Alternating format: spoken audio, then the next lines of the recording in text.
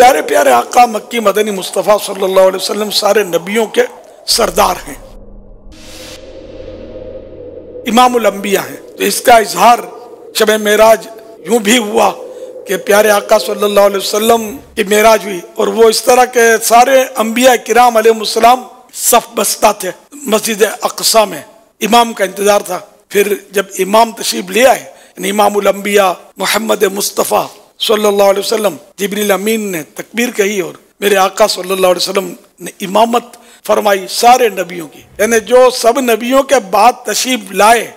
تو اس کے معنی یہ نہیں ہے کہ سب سے یہ مرتبے میں بھی پیچھے ہیں، نہیں، مرتبے میں سب سے آگے۔ تو یہ معراج کی شب میں اظہار ہوا۔ میرے آقا اعلیٰ حضرت رحمت اللہ علیہ اس کو بڑے پیارے اور چھوٹے انداز میں منظوم طور پر بیان کیا ہے۔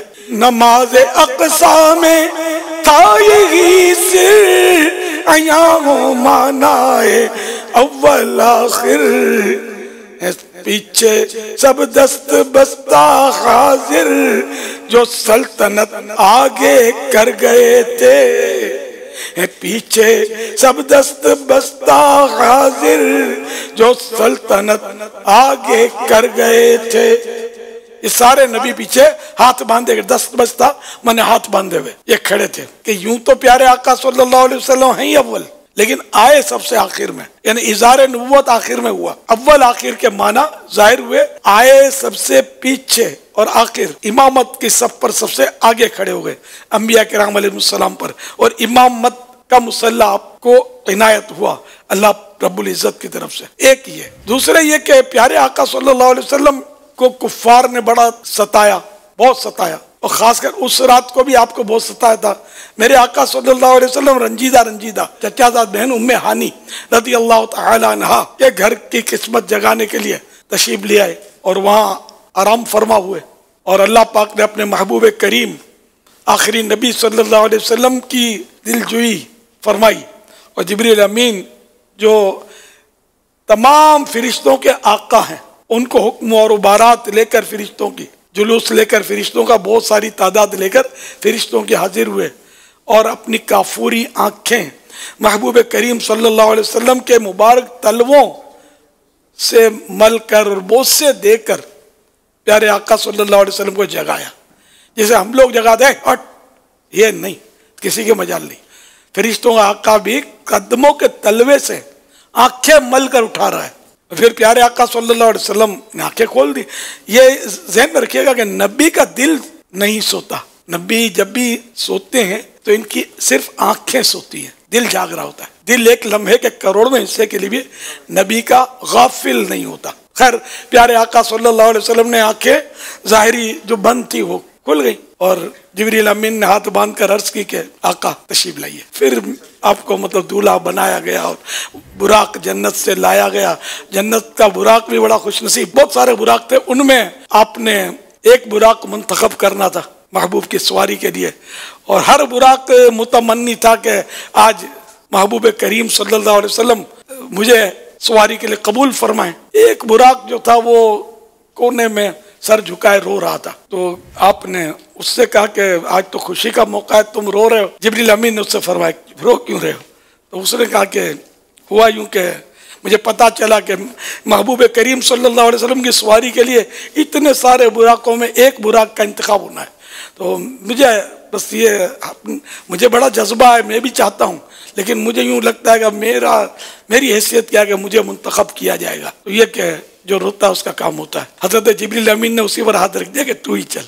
خیر، تو اسی براق کو لے لیا گیا، اور دیکھتے ہی دیکھتے اس میں بہت سارا حسن و جمال پیدا ہو گیا، بہت خوبصورتی میں اضافہ ہو گیا اس کے، اور وہ براق جو تھا بارگاہ رسالت میں حاضر ہوا، اور میرے محبوب صلی اللہ علیہ وسلم اس پر سوار ہوئے، اور یوں سفر معراج ہوا۔ اور یہ کسوٹی تھی صادق اور کاذب کی، یوں بھی کہہ لیجئے کہ جب معراج کا واقعہ ابو جہل نے سرکار صلی اللہ علیہ وسلم کے تعلق سے حضرت ابو بکر صدیق کو سنایا، وہ صدیق کا لقب اس وقت نمایاں نہیں تھا، اور یہ سوچ کر سنایا کہ اب تو یہ بھی انکار کر ہی دیں گے، یہ ہر بات کو مان لیتے ہیں، آج نہیں مانیں گے۔ یہ کہ یہ کس کی عقل میں آتا ہے کہ رات کے معمولی سے حصے میں مسجد اقصی پہنچے، مسجد الحرام سے، کعبہ شریف سے وہ مسجد اقصی پہنچے، یہ کیسے ہو سکتا ہے؟ بہت لمبا سفر ہے، وہ بیت المقدس مکہ شریف سے بہت زیادہ دور ہے۔ پہلے وہ ہوائی جہاز بھی نہیں تھے، ہوائی جہاز میں بھی کیا، راکٹ بھی اتنی جلدی نہیں پہنچ سکتا، آن کے آن میں کیسے پہنچ گئے۔ اور پھر صرف اتنا نہیں،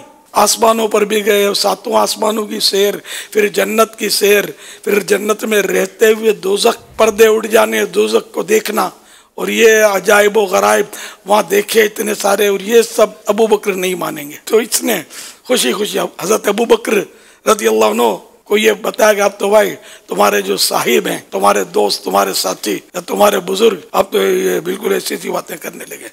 تو آپ نے فرمایا کہ میرے صاحب، میرے آقا، میرے محمد صلی اللہ علیہ وسلم اگر یہ فرما رہے ہیں، میں نے مانا۔ اسی مننے والے سوچنے والے ہے ہی نہیں کہ سرکار صلی اللہ علیہ وسلم جو بھی فرمائے حق حق حق، حق کے سوا کچھ بھی نہیں۔ تو ابو جہل تو خیر اپنے منہ کی کھائی اس بدبخت نے۔ تو آن کی آن میں یہ سارا سفر ہوا، اور جہاں سے یہ چلے تھے چچا زاد بہن ام ہانی کے گھر واپس تشریف لائے۔ یہ آن کی آن میں سفر طے ہوا۔ وضو فرمایا تھا آپ نے جانے سے پہلے، تو وضو کا پانی ابھی لڑک رہا تھا، بہہ رہا تھا، سوکھنا تو دور کی بات۔ اور کنڈی دروازے کی تھی، وہ جس کو ہاتھ لگایا تھا تو کنڈی ابھی تھوڑی کنڈی ہل رہی تھی۔ بستر جس پر آپ نے بستر کو نوازا تھا، اپنے بدن چومنے کی اجازت دی تھی، اس بستر پر اب بدن کی گرمی ابھی تک موجود تھی، بستر گرم تھا ابھی تک۔ آن کے دنیا کا سارا نظام رک گیا، جیسے گھڑی ہے، اس کے کانٹے کو روک دیں گے ہم، جدھر روکا ادھر رہے گا، چاہے بہت دن، بہت مہینے، بہت برس گزر جائیں، کانٹا وہیں رہے گا۔ تو یوں سمجھو دنیا کی جو گردش کا کانٹا جو تھا وہ رک گیا تھا، باقی نظام جو تھا اللہ نے چاہا جس کو وہ چلا۔ پھر جب آپ تشریف لائے تو پھر وہ کانٹا سمجھو تھا، وہ اللہ کے حکم سے پھر دنیا کے نظام کا کانٹا چل پڑا۔ پھر اللہ پاک ہر شے پر قادر ہے، قدرت ہے۔ تو یہ معجزہ ہے، معجزہ ہوتا ہی ہے کہ جو مطلب عقلوں میں نہ آئے، ہماری عقلی دلیل سے تو یہ ثابت کر ہی نہیں سکتے اس کو ہم، سمجھے کہ یہ عادتاً محال ہوتا ہے، یعنی عام طور پہ یا معمول میں ایسی چیزیں نہیں ہوا کرتی۔ یہ اللہ کی شان ہے، اپنے محبوب کو اس نے معجزہ دیا، اور پھر اس کے ذریعے اور حکمتیں، جنت کے حالات دیکھ کر ہمیں بتائے، جنت میں یہ انعامات ہیں اور فلاں فلاں کے لیے ہیں۔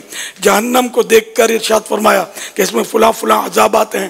پھر کسوٹی ہے، جس کا ایمان جتنا مضبوط ہوگا اتنا جلدی اس کو تسلیم کرے گا۔ آج بھی عقل کے گھوڑے دوڑانے والے ملیں گے آپ کو کہ جو مطلب اس پہ کلام کرتے ہیں، بعض اوقات تو بیانات داغتے ہیں اپنے کہ یوں نہیں، اور معراج اتنی تھی تو اتنی تھی تو خواب میں تھی تو فلاں تھی، تو یہ کرتے رہتے ہیں۔ تو یہ ان کے نصیب اسی منڑ والے ہیں کہ بیداری میں ہوئی، جاگتے ہوئے۔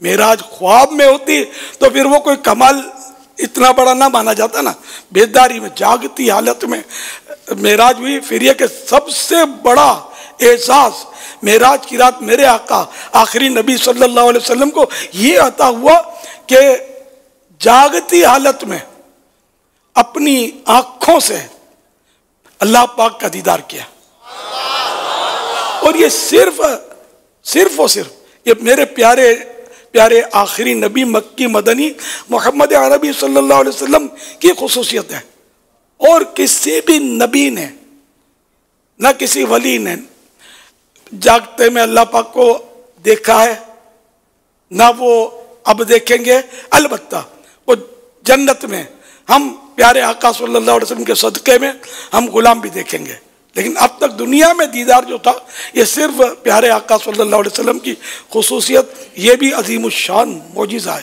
اور معراج جو ہے، معراج کا جو واقعہ، اس میں ہزاروں معجزات، میں نے کڑیوں سے کڑیاں ملی ہوئی ہیں، قدم قدم معجزہ ہے الحمدللہ۔ تو پھر پیارے آقا صلی اللہ علیہ وسلم نے کہا کہ فوراً جیسے دنیا میں بالکل کانٹا رکا ہوتا تشریف لے آئے۔ اعلیٰ حضرت جس کو یوں فرماتے ہیں، خدا کی قدرت سے چاند حق کے کروڑوں منزل میں جلوہ کر کے ابھی نہ تاروں کی چھاؤں بدلی کہ نور کے تڑکے عالیے تھے۔